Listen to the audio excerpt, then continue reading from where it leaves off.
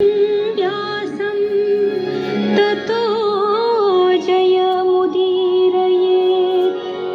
मूकं करोति वाचालं पङ्गुं लङ्घयते गिरिं। यत्कृपातमहं वन्दे परमानन्दमाधवम्।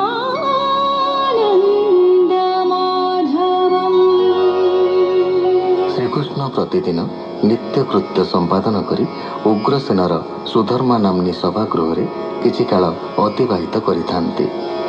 ଦିନେ ସେହି ରାଜସଭାକୁ ଅଦୃଷ୍ଟପୂର୍ବ ଦୂତଟିଏ ଆସି କହିଛନ୍ତି ଯେ ଜରାସନ୍ଧ ଯେଉଁ ରାଜନ୍ୟବର୍ଗଙ୍କୁ ଗିରିବ୍ରଜ ଦୁର୍ଗରେ ବନ୍ଦୀ କରିଛି ସେମାନେ କୃଷ୍ଣଙ୍କ ଶରଣାପନ୍ନ। ସେ ସେମାନଙ୍କୁ ରକ୍ଷା କରନ୍ତୁ।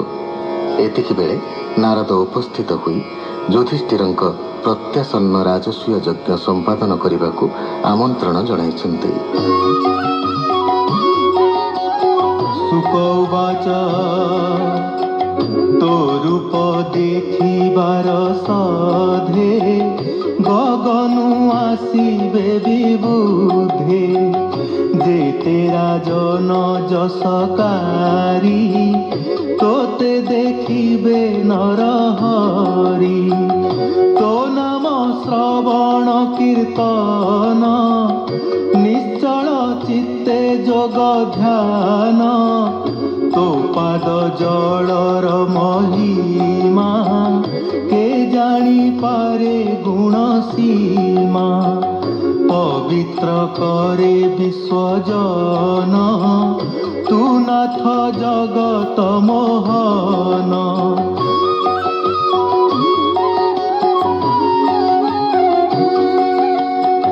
হেমন্ত সভা আত্মপক্ষে গোবিন্দ বিচারি প্রত্যক্ষে। জানিবা পাই সর্বজন উদ্ধবে চাহি ভগবান। কোমল বচন গভীর ବୋଲନ୍ତି ପ୍ରଭୁ ଦାମୋଦର। ଉଦ୍ଧବ ଶୁଣ ମୋ ଉତ୍ତର ତୁ ମୋର ଚକ୍ଷୁ ମନ୍ତ୍ରୀବର। ପ୍ରିୟ ସୁହୃଦ ତୁହି ସାର ତୋତେ ମୁଁ ପୁଛଇ ବିଚାର।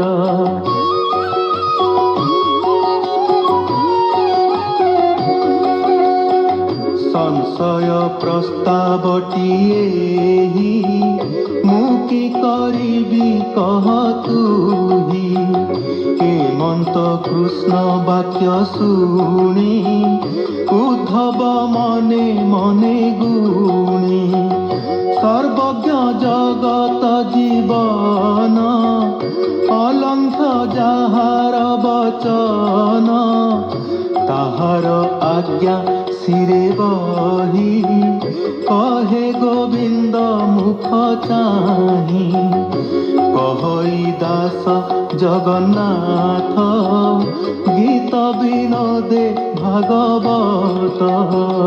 ପିତୃଭଗିନୀ ସୁତ କର୍ମ ଶରଣ ରକ୍ଷଣ ତୋ ଧର୍ମ। ପଣ୍ଡୁ ନନ୍ଦନ ଅନୁରାଗୀ ଉତ୍ସବ ରାଜସୂୟ ଜାଗି। ହୋଇବ ଜରାସନ୍ଧ ହତ ଏବେନି କାର୍ଯ୍ୟ ମୋର ମତ। ମୋ ନାଥ ଶୁଣ ନାରାୟଣ ଜରାସନ୍ଧର ବୀରପଣ। 10 ସହସ୍ର ମତ୍ତ ହସ୍ତି ବଳ ବହଇ ସେ ନୃପତି। କେହି ନୁହନ୍ତି ଯୁଦ୍ଧେ ସମ ସମରେ ପାରେ ଅବା ଭୀମ। ଅବଶ୍ୟ ଭୀମ ମାଲ ଯୁଦ୍ଧେ ମାରିବ ଘୋର ରଣ ମଧ୍ୟେ। ସୈନ୍ୟତେ ସେ ଅକ୍ଷହିଣୀ କି ପାରି ରଣେ ତାକୁ ଜିଣି। ଭିକ୍ଷୁକ ବ୍ରାହ୍ମଣ ବଚନ ସର୍ବଥା ନ କରଇଆନ। ଏଣୁ ବ୍ରାହ୍ମଣ ବେଶ ହୋଇ ଭୀମ ଅର୍ଜୁନ ତୁଲେ ତୁହି। ଭିକ୍ଷୁକ ରୂପୀ ଯଜ୍ଞ ଦ୍ୱାରେ ମାଗିବୁ ବ୍ରାହ୍ମଣ ବିଭାରେ।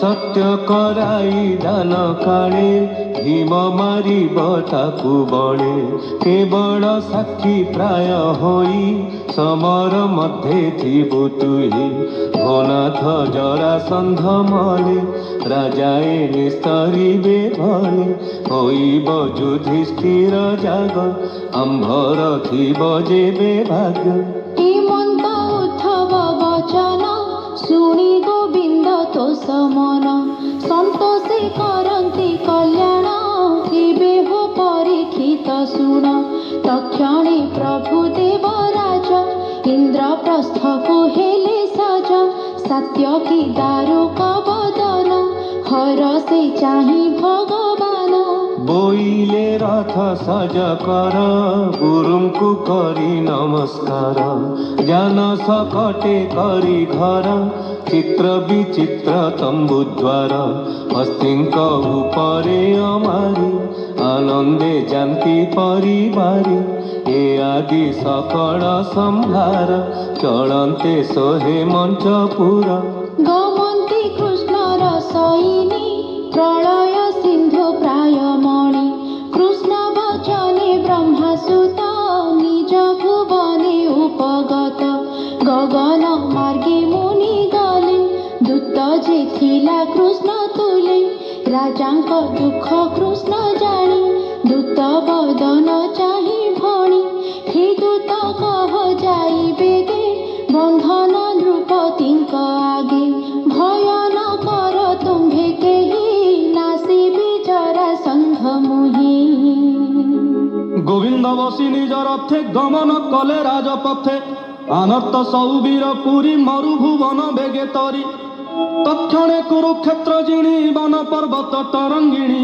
पांचाल मत्स्य देश जिणी इंद्रप्रस्थरे चक्रपाणी मिली करंती शंखनाद खंडिला संसार विषाद शंख शबद शुणी कर्णे धर्मनंदन तो समने कुसुम वृष्टि पथे करी मंगले शुभे हरि हरि मिलिले कृष्ण पासे जाई किबा उपमा देवी मोही गोविंद स्नेह हृदय बही अनेक दिन भेट पाई हृदय लगाई पुनः पुनः निबिड़े कले आलिंगन भीमसेन कु नमस्कार जेमंते सुहृद व्यवहार मातुल पुत्र पाई कोले अंटे भिड़िले प्रेम भोले गोविंद अर्जुन कु कोले बसाई अति सुख भोले नकुल सहदेव दुई कृष्ण चरणे शिर देई प्रणाम कले जणे जणे संगे अनेक विप्रगणे ताहांक पादे देई कर नमिले ब्रह्मांड ठाकुर।